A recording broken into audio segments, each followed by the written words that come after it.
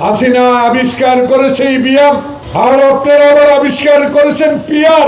যদি দিনের ভোট দিন হয়, আল্লাহ পাক ছাড়া, জনগণ ছাড়া কোনো শক্তি নাই বিএনপিকে দমাতে পারে।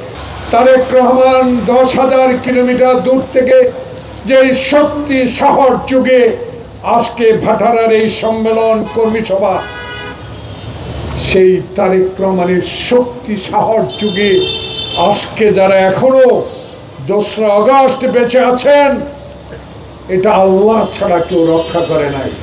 এক রক্ষা করেছে আপনারা আপনাদের ইমানি পরীক্ষায়। কারণ হাসিনার এত অত্যাচার, হাসিনার এত অবিচার, হাসিনার এত জুলুম, হাসিনার এত লোভ, হাসিনার এত ডাকাতি, সকল কিছু সহ্য করেও আপনারা টিকে আছেন একটি কারণে, আগামীর রাষ্ট্রনায়ক তারেক রহমানের অঙ্গীকার, আমার ভোট আমি দিব, আমার ভোট আমি দিব, দিনের ভোট দিনে হবে, রাতে আর কোশ্চিন কালেও বাংলাদেশে ভোট হবে না। এই অঙ্গীকারকে বাস্তবায়ন করার জন্যই আজকের এই সমাবেশ। কি মনে করেন আপনারা? কি পেয়েছেন আপনারা? হাসিনা আবিষ্কার করেছে ইভিএম, আর আপনারা আবার আবিষ্কার করেছেন পিআর। বান্ডেল থাকলে প্রতি সেনমানিতে টাকা বাঁচবে। বিকাশ সেনমানি বান্ডেল কিনে জিতুন প্রতি লেনদেনে। কি শুরু করছেন? আটলান্টিক মহাসাগরের দমকল দিয়ে পানি সেচা কি সম্ভব? বাংলাদেশ জাতীয়তাবাদী দল, শহীদ জিয়ার আদর্শের দল, বিএনপি খালেদা জিয়ার বুকে লালন করা দল, বিএনপি তারেক রহমানের সুসংগঠিত একটি রাজনৈতিক দল। এত অবহেলা কেন আমাদের? কেন এত দুর্নাম আমাদের বিরুদ্ধে? আমরা তো দুর্নাম নিয়ে দল করি না। আমার নেতা শহীদ জিয়া খালি পায়ে অস্ত্র হাতে যুদ্ধ করে দেশ স্বাধীন করেছে, তার দলের কর্মী আমরা। আমাদের বিরুদ্ধে কথা বলবেন আর পিআরের মাধ্যমে নির্বাচন করবেন, নাহলে নির্বাচনে যাবে না, এইসব ধমক বিএনপিকে দিয়ে কোনো লাভ হবে।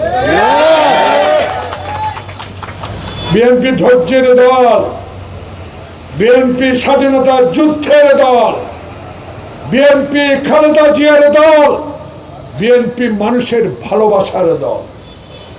টুকটাক আমি অন্যায় করতে পারি, আমার বিচারও তারেক রহমান করছে। তাই বলে ঢালাও ভাবে পিআর হবে 400 কোটি টাকার মালিক, আর আমার যুব দলের স্বেচ্ছাসেবক দলের চাচাছের একজন কর্মী বাবার মায়ের গয়না বিক্রি করে একটি মুদি দোকান যখন দিয়েছে, আমি সন্ত্রাসের লুট করে সব নিয়ে গেছে। এখন যদি আমি ওই সন্ত্রাসীর বিরুদ্ধে কথা বলি, আমাকে বলা হয় চাঁদাবাজ। অহেতুক মিথ্যা ষড়যন্ত্র। বাংলাদেশে আবার নতুন করে হাসিনার মতো আরেকটি ষড়যন্ত্র শুরু হয়েছে, বাংলাদেশ জাতীয়তাবাদী দল যাতে আবার জনগণের ভোটে সরকার গঠন না করতে পারে। তাই জাসাস, হেলাল, জাকির, ভাটারা শুধু পদে নয়, মনে রাখতে হবে যেই মা তার সন্তানকে এই বাড্ডা থেকে উত্তরবঙ্গে পাঠিয়ে দিয়েছে, রিক্সা চালিয়ে জীবন ধারণ করেছে, যেই কর্মে কবরস্থানে রাত কাটিয়েছে, তাও আওয়ামী লীগের রক্ত চক্ষুর কাছে মাথা নত করেন। যেই কর্মী বুকে ধারণ করেছে খালেদা জিয়াকে, সেই কর্মী নিরাশ হয় নাই।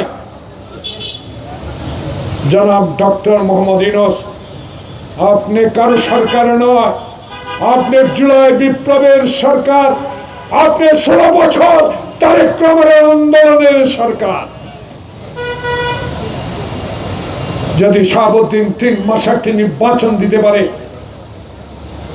এরশাদের সকল কালো আইন বাতিল করে, এরশাদের সকল অত্যাচার অবিচার মুছে দিয়ে যখন 3 মাস একটি নির্বাচন দিতে পারে, কেন 11 মাসে দেশে এখনো নির্বাচনের তারিখ ঘোষণা করা হলো? যদি জামায়াত বিএনপি ক্ষমতা আসে,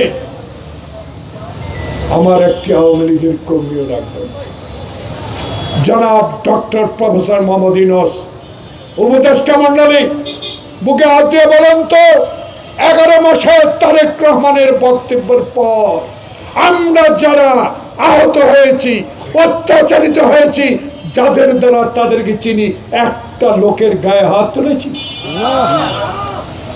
আমার নেতা তারেক রহমান বলেছে ধৈর্যই পরম ধর্ম। ধৈর্য ধরতে হবে, কারণ শহীদ জিয়া ধৈর্য ধরেছিল। তাই সেদিন পাকিস্তানের কাছে আত্মসমর্পণ করে যারা মুক্তিযুদ্ধের দাবিদার বলে 16 বছর দেশ স্বাধীন শাসন করেছেন, জিয়াউর রহমানের নাম মুছে ফেলার চেষ্টা করেছেন, স্বাধীনতা যুদ্ধের পক্ষের লোক দাবি করেছেন, তাদের লজ্জা হওয়া উচিত, তাদের শরম হওয়া উচিত। আপনার পিতাই তো সেদিন মেজর জলিলকে গ্রেপ্তার করেছিল, প্রথম মুক্তিযোদ্ধা যিনি হিন্দুস্তানের বিরুদ্ধে কথা বলেছিলেন। আমার নেতা শহীদ যে আপনাকে রাজনীতিতে এনেছিল, 7 দিন পর আমার নেতার শহীদ জিয়ার শাহাদাত বরণ করতে হয়েছে। আমরা সব জানি, কিন্তু আমার নেত্রীর সহনশীলতা আজকে দল এই পর্যায়ে, আজকে আমার নেতা তারেক রহমানের সহনশীলতার কারণে আজকে এই পর্যায়ে দল, যে দল ইনশাল্লাহ যদি এক মাথায় এক ভোট দেয়, যদি দিনের ভোট দিন হয়, আল্লাহ পাক ছাড়া, জনগণ ছাড়া কোনো শক্তি নাই বিএনপিকে দমাতে পারে।